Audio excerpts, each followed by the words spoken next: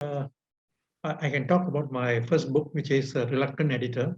Most of the reactions or most of the people who read it are people who know me and people who are in the profession. And some of them outside the profession, but interested in the profession.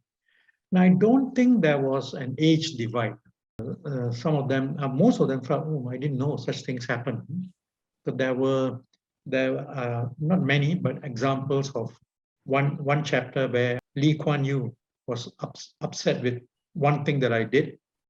In a way, I kind of defied his order.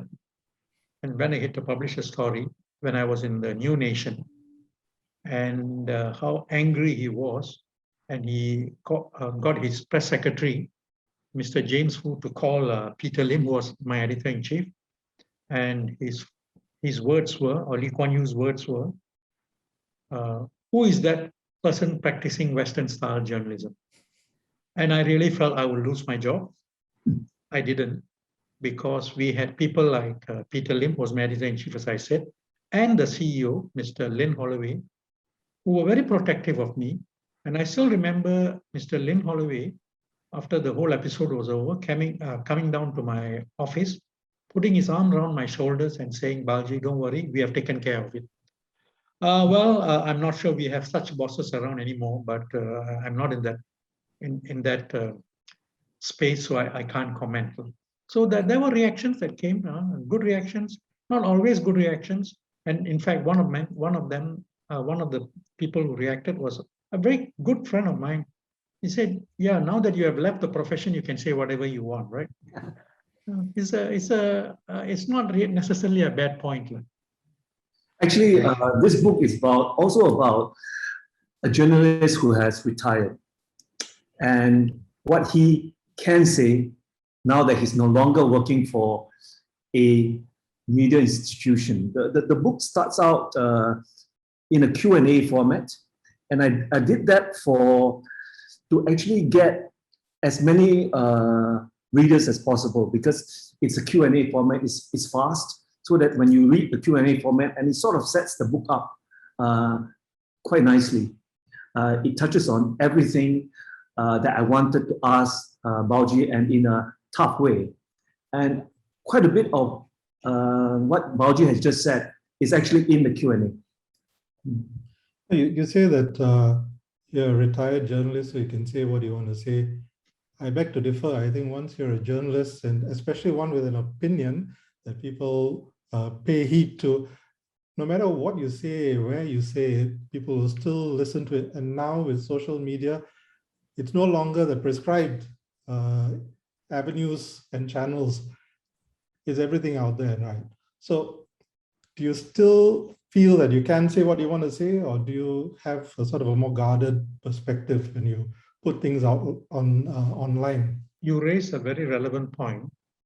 And when I think what Taiho meant with those words is that when you are in a media company, you have to follow the rules of the media company too. So in the case of SPH, all the government people, civil servants, ministers, their first port of call is Chong Ip Seng, who was the editor and then later editor-in-chief. And when Chong Ip Seng gives a guarantee or says, okay, that means all the editors down the line, because we are not going to defy our editors' wish, right? So we will listen to him, although we disagree. Sometimes there have been great arguments in the boardroom, with him. And I also remember one moment where he got so angry with us. I'm talking about Chong Ip Seng, that he threw the file on the table, his famous brown file.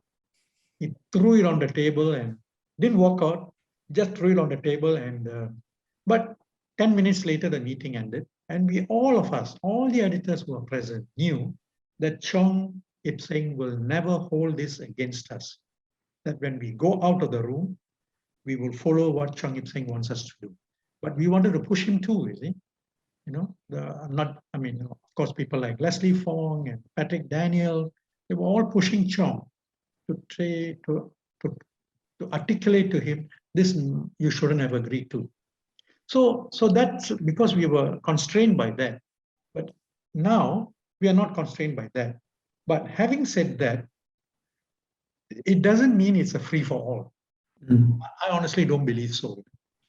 It is, I've always, when people talk to me about press freedom, I ask them, isn't responsibility of the press more important or as important? And for me, the responsibility means that you have to present both sides of the viewpoint, but you can take a stand, which may be an anti-government stand, and argue your case, but you have presented both sides.